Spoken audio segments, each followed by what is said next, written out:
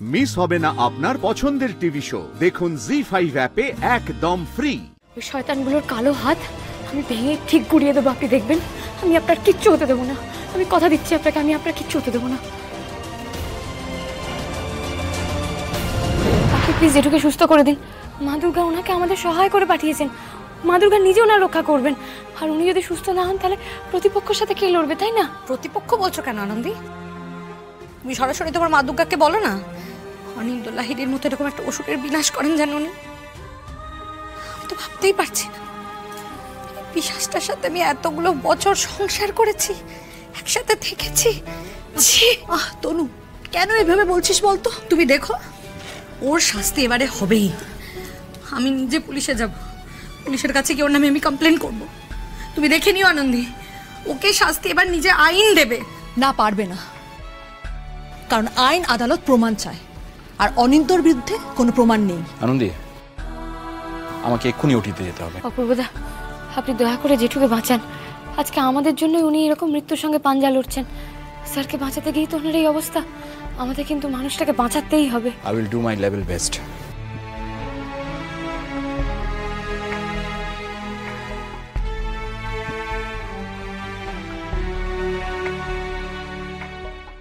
হে মা দুর্গা, তুমি সবাইকে ভালো রাখো মা, ওই মানুষটাকে তুমি রক্ষা করো।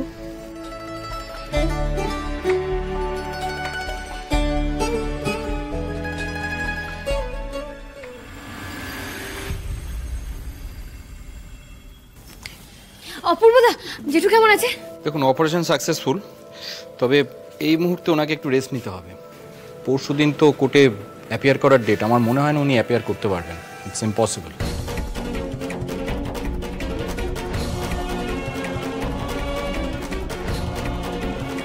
ইম্পসিবল?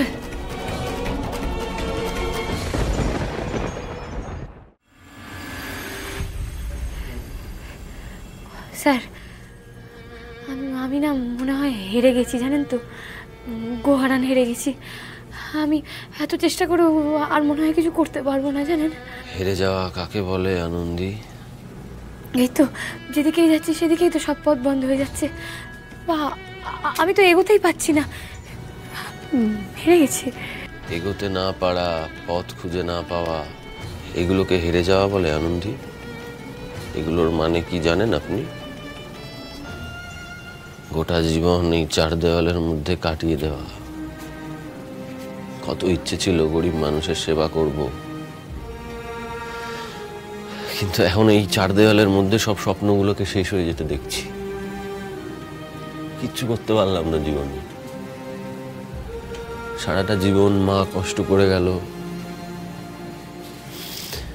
বৃক্ষের মতো দাঁড়িয়ে দাঁড়িয়ে সমস্ত তাপ সহ্য করে আমাদের ছায়া দিয়ে গেল। আর আমি এমন একটা ছেলে যে একদিনের জন্য মাকে আশ্রয় দিতে পারলাম না। আপনাকে বলেছিলাম তো আপনার সঙ্গে সারাটা জীবন থাকবো, বন্ধু হয়ে চলবো, কিন্তু আপনার সঙ্গেও তো সেই বন্ধুত্বের পথ চলাটা আর হলো না। হেল্প করা হলো না আপনাকে। ডাক্তারি পড়তে চেয়েছিলেন আপনি, ভেবেছিলাম আমি যতটুকু যা জানি আপনাকে সাহায্য করব, সেটাও হলো না, কিছুই হলো না। হেরে গেলাম আনন্দী, সব শেষ। আপনি এভাবে বলছেন কেন স্যার? এই কথাগুলো ডক্টর আদিদেব লাহিড়ির মুখে মানায় না। এগুলো একজন হেরে যাওয়া মানুষের মুখ থেকে বেরোচ্ছে কথাগুলো। হেরে গেলে মানুষ শীতল হয়ে যায়, মৃত্যুর মতো শীতল। আপনি হেরে যাননি স্যার, আপনি হেরে যেতে পারেন না, আপনি হারেননি। আপনি এরকম করলে তো আমি আরো বেশি করে হারবো। আপনাকে স্ট্রং হতে হবে, তবে যদি আমার একটু হলেও জেতার সম্ভাবনা থাকে। আমি কাঁদবো না, আমি আপনার সামনে কথাগুলো বলবো না, আমি ভেঙেও পড়বো না। আমি আপনার সমস্ত স্বপ্ন পূরণ করবো স্যার। আমি থাকতে আপনার কিচ্ছু হবে না। এই গারদের চার দেওয়ালের মধ্যে থেকে আমি আপনাকে ঠিক বাইরে বের করবো। আমি ভেঙে পড়বো না, আমি কাঁদবো না, আমি আছি তো, আমি আপনার কিচ্ছু হতে দেবো না। ওই শয়তানগুলোর কালো হাত আমি ভেঙে ঠিক গুড়িয়ে দেবো, আপনি দেখবেন। আমি আপনার কিচ্ছু হতে দেবো না। আমি কথা দিচ্ছি আপনাকে, আমি আপনার কিচ্ছু হতে দেবো না।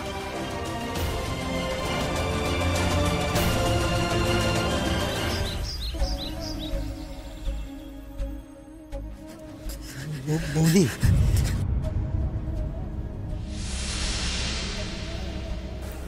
দিয়া দিদি, তোমার শরীর কেমন আছে এখন? নতুন বৌদি, তুমি আমায় ভুল বুঝো না। আমি তোমায় ভুল বুঝছি না দিয়া দিদি, তুমি যা করেছো সেটা তুমি ভয় করেছো। আমি জানি ওগুলো তোমার কথা নয়, তোমাকে দিয়ে কেউ ওগুলো বলিয়েছে, তাই তো? সব জানে দিয়া, বৌদিরা সব জানে, তুই আর ভয় পাস না।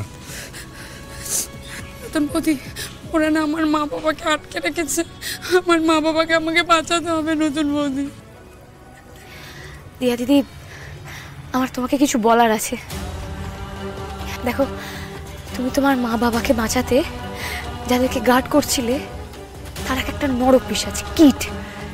তুমি নিশ্চয়ই সেটা জানো। ওদের কাছে কিন্তু কারোর কথার কোনো দাম নেই। আজকে কিন্তু তুমি ওদের কথা মতোই কোর্টে মিথ্যা বয়ান দিলে, কিন্তু তুমি কি জানো ওরা তোমার মা বাবাকে বাঁচিয়ে রাখেনি। না, আমি এটা বিশ্বাস করি না। আমি ওদের সব কথা শুনেছি, ওরা যা বলেছে আমি সেটাই করেছি। তারপরেও কেন আমার মা বাবাকে ওরা মেরে ফেলবে? আমি বিশ্বাস করি না নতুন বৌদি। তুমি আজও ওদের কথা মতো কোর্টে চুপ করে থাকবে, মিথ্যা বয়ান দেবে, তারপরও ওরা তোমাকে বাঁচতে দেবে না। কেন জানো? কারণ ওরা জানে ওরা অন্যায় করেছে, আর যারা অন্যায় করে তারা নিজেরাও তো শাস্তি পাওয়ার ভয় পায়। তাই আজকে যে তুমি মিথ্যা কথা বলছো, কাল যে তুমি সত্যি কথা বলবে না, সেটা ওদের ধারণা। কি গ্যারেন্টি? তাই ওরা তোমাকেও কিন্তু বাঁচতে দেবে না দিয়া দিদি।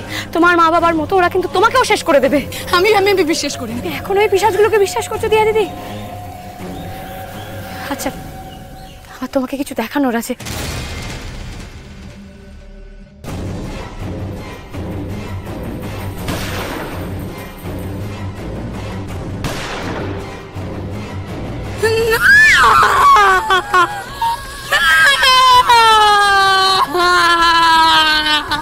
এটাই সত্যি দিয়া দিদি, এমনকি এখন এটাই খবর।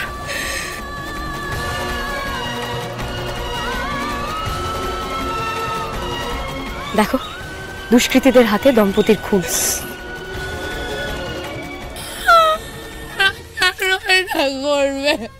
তুমি চাও না? তুমি চাও না এই অন্যায় শাস্তি হোক? তুমি চাও না অনিন্দ্য লাহিড়ীর মতন একটা পিশাচ শাস্তি পাক? কেঁদো না দিয়া দিদি, তুমি তোমার এই কান্নাটাকে নিজের শক্তি করো। কোর্টে গিয়ে আজকে তুমি সবার সামনে সব সত্যি কথা বলবে। তোমার মা বাবার সাথে হওয়া অন্যায়, তোমার উপরে হওয়া অত্যাচার, স্যারের সাথে হওয়া অন্যায়, তুমি চাও না এগুলোর বিচার হোক? তুমি চাও না ওরা শাস্তি পাক?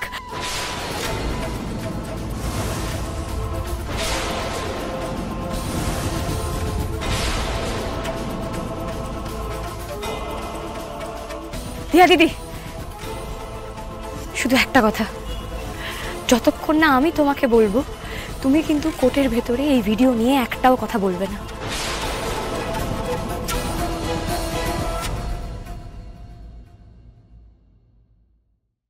জি5 ডাউনলোড করুন আর সব এপিসোড দেখুন একদম ফ্রি।